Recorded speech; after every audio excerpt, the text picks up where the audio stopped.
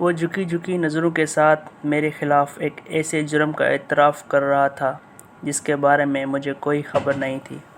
جب اس نے تیسری مرتبہ کہا کہ مجھے معاف کر دیں تو میں نے اکتا ہوئے لہجے میں کہا کہ بھائی صاحب، میں تو آپ کو جانتا بھی نہیں، آپ مجھ سے بار بار معافی نہ مانگیں۔ یہ سن کر اس کی آنکھوں میں آنسو آ گئے اور مجھے اپنے رویے پر شرمندگی ہونے لگی۔ اب میں معافیا مانگنے لگا۔ قصہ یہ تھا کہ ایک صحافی دوست کے ذریعے پتہ چلا کہ پاکستان تحریک انصاف کا ایک سوشل میڈیا ایکٹیوسٹ مجھ سے ملنا چاہتا ہے۔ میں کافی دن تک ٹالتا رہا۔ میرا خیال تھا کہ یہ بھی 9 مئی کے کسی واقعے میں ملوث ہوگا اور گرفتاری سے بچتا پھر رہا ہوگا۔ صحافی دوست نے کہا کہ یہ کوئی عام رکن نہیں ہے بلکہ تحریک انصاف کا اہم ترین لوگوں میں سے ایک ہے، لیکن اب اس کی سوچ میں تبدیلی آ گئی ہے اور وہ پاکستان سے جا رہا ہے، لیکن جانے سے پہلے آپ سے ملنا چاہتا ہے۔ کل شام اسی صحافی دوست کے گھر ملاقات کا وقت طے ہو گیا۔ مقررہ وقت پر دوست کے گھر پہنچا تو وہاں میرا انتظار کرنے والے صاحب کا چہرہ بڑا شناس تھا۔ پوچھا، آپ کے ساتھ کہاں ملاقات ہوئی تھی؟ انہوں نے بتایا کہ بنی گالہ میں۔ آپ سے سلام دعا ہو چکی ہے۔ یہ صاحب پیشے کے لحاظ سے ڈاکٹر ہیں اور تحریک انصاف کے سوشل میڈیا سیل سے وابستہ تھے۔ انہوں نے شرمندگی سے بھرپور لہجے میں رک کر بتایا کہ میں نے سوشل میڈیا پر بہت سے جعلی اکاؤنٹ بنا رکھے تھے۔ کوئی اکاؤنٹ خاتون کے نام پر تھا، کسی اکاؤنٹ پر قرآنی آیات لگا رکھی تھیں اور کسی اکاؤنٹ پر پاکستان کا پرچم لگا رکھا تھا، لیکن ان سب اکاؤنٹ سے چھوٹا پروپیگنڈا کیا جاتا تھا۔ ہمیں بتایا گیا کہ سوشل میڈیا پر جھوٹ بولنا پاکستان کی خدمت ہے۔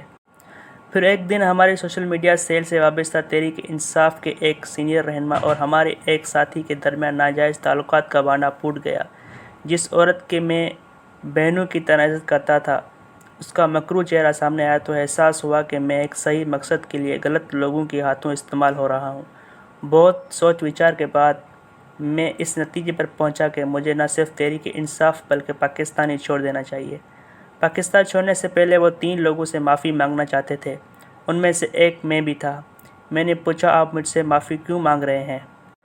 ڈاکٹر صاحب نے ایک لمبا سانس لیا اور پھر گویا ہوئے کہ 2019 میں آپ نے روزنامہ جنگ میں ایک کالم لکھا تھا جس کا عنوان تھا میں تمہیں نہیں رلاؤں گا۔ اس کالم میں آپ نے لکھا تھا کہ بہت جلد سیاست کا ہیرو ولن اور ولن ہیرو بن جائے گا اور وہ بہت روئیں گے جو کہتے تھے کہ میں تمہیں بہت رلاؤں گا۔ اس کالم کے بعد آپ کے خلاف ایک پوری مہم بنائی گئی۔ تحریک انصاف کے سوشل میڈیا سیل کو حکم دیا گیا کہ حامد میر کو اتنی گالی دو کہ یہ خان صاحب سے معافی مانگنے پر مجبور ہو جائے۔ ڈاکٹر صاحب بتا رہے تھے کہ وہ روزانہ کسی نہ کسی یوٹیوبر سے میرے خلاف ولاگ کراتے، فیس بک اور ٹویٹر پر نئے نئے الزامات لگواتے، ٹرینڈ چلواتے، لیکن آپ اپنے دھن میں مگن رہتے۔ لہٰذا ہم غصے میں آ کر آپ پر مزید گھٹیا الزامات لگاتے۔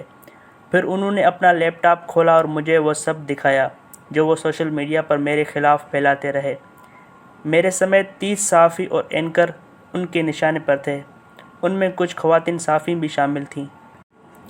میں نے پوچھا کہ آپ کو ان سب سے معافی نہیں مانگنی چاہیے؟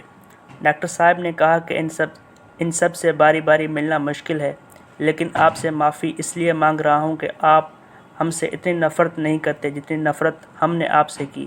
کافی دیر گفتگو کے بعد ڈاکٹر صاحب نے کہا کہ 2 دن بعد میں یہ ملک چھوڑ کر چلا جاؤں گا، لیکن جاتے جاتے یہ پوچھنا چاہتا ہوں کہ آپ کو 2019 میں یہ کیسے پتہ چل گیا تھا کہ ہمارا انجام بہت دردناک ہوگا اور دوسروں کو رلاتے رلاتے ہم خود رونے لگ جائیں گے؟ یہ سوال سن کر میں نے ڈاکٹر صاحب نے پوچھا کہ جس کالم کا آپ ذکر کر رہے ہیں یہ کس تاریخ کو شائع ہوا؟ ڈاکٹر صاحب نے لیپ ٹاپ سے چیک کیا اور بتایا کہ آپ کا کالم 21 نومبر 2019 کو شائع ہوا تھا۔ میں نے عرض کیا کہ یاد کریں، فروری 2019 میں جسٹس قاضی فائز عیسیٰ نے فیض آباد دھرنے کا کیس فیصلہ لکھا تھا۔ یہ فیصلہ تحریک انصاف کے خلاف نہیں تھا بلکہ خفیہ اداروں کی سیاست میں مداخلت، میڈیا پر غیر اعلانیہ سینسرشپ، پیمرا اور الیکشن کمیشن آف پاکستان کی نااہلی کے خلاف تھا۔ اس فیصلے کے بعد جنرل قمر جاوید باجوہ نے قاضی فائز عیسیٰ کو سبق سکھانے کا فیصلہ کیا اور کچھ صحافیوں کو ان کے خلاف استعمال کرنے کی کوشش کی۔ میں نے باجوہ اختلاف کیا اور قاضی فائز عیسیٰ کے خلاف سازشوں کو بے نقاب کرنے کے لیے کالم لکھ دیا۔ کالم شائع ہوا تو وقت کے وزیر اعظم عمران خان نے مجھے بلایا اور کہا کہ وہ قاضی فائز عیسیٰ کے خلاف کسی سازش کا حصہ نہیں بنیں گے۔ افسوس کہ اس یقین دہانی کے چند دن بعد قاضی فائز عیسیٰ کے خلاف ریفرنس فائل کر دیا گیا۔ مجھ پر واضح ہو گیا کہ تحریک انصاف تباہی سے دوچار ہونے والی ہے، کیونکہ جس جماعت نے انصاف کے ادارے کا فیصلہ تسلیم کرنے کے بجائے فیصلہ لکھنے والے کو تباہ کرنے کی سازش کی، اس کا اپنا مقدر تباہی تھی۔ یہ تباہی مجھے دیوار پر لکھی نظر آ رہی تھی، لہٰذا میں نے کالم لکھ کر وارننگ دی، لیکن میری وارننگ پر مجھے گالیاں دی گئیں۔ میرا جواب سن کر ڈاکٹر صاحب اٹھ کھڑے ہوئے، معانقہ کیا اور ایک دفعہ پھر معافی مانگ کر رخصت ہو گئے۔ گھر واپس آتے ہوئے میں سوچ رہا تھا کہ کاش فروری 2019 میں تحریک انصاف کی حکومت فیض آباد دھرنا کیس میں سپریم کورٹ کے فیصلے کو رد نہ کرتی، بلکہ اس فیصلے پر عمل درآمد کراتی، تو آج پاکستان کے حالات مختلف ہوتے۔ سابق ڈکٹیٹر جنرل پرویز مشرف کے آئین شکنی کے خلاف جسٹس وقار سیٹھ کا فیصلہ بھی 2019 میں آیا تھا۔ تحریک انصاف نے اس فیصلے کو بھی مسترد کیا۔ یہ فیصلہ لکھنے والے جسٹس وقار سیٹھ نے فوجی عدالتوں کی سزاؤں کو معطل کیا تو تحریک انصاف کی حکومت نے جسٹس وقار سیٹھ کے فیصلے کے خلاف اپیل کر دی۔ میرے جیسے صحافیوں کا قصور صرف یہ تھا کہ ہم عدالتی فیصلوں پر عمل درآمد کا مطالبہ کرتے رہے اور تحریک انصاف سے گالیاں کھاتے رہے۔ آج تحریک انصاف وہی کہہ رہی ہے جو ہم 2019 میں کہہ رہے تھے، لیکن مسئلہ یہ ہے کہ اس پارٹی کی قیادت میں اتنی اخلاقی جرأت نہیں کہ اپنی غلطیوں کا کھلے دل سے اعتراف کرے۔ خاطر خواہ جمع رکھیے، جو آج تحریک انصاف کے ساتھ ہو رہا ہے، یہ سب کچھ آنے والے وقت میں دوسروں کے ساتھ بھی ہوگا۔ یہ دوسروں کے لیے گڑھے کھودتے ہیں اور پھر خود ہی ان گڑھوں میں جا گرتے ہیں۔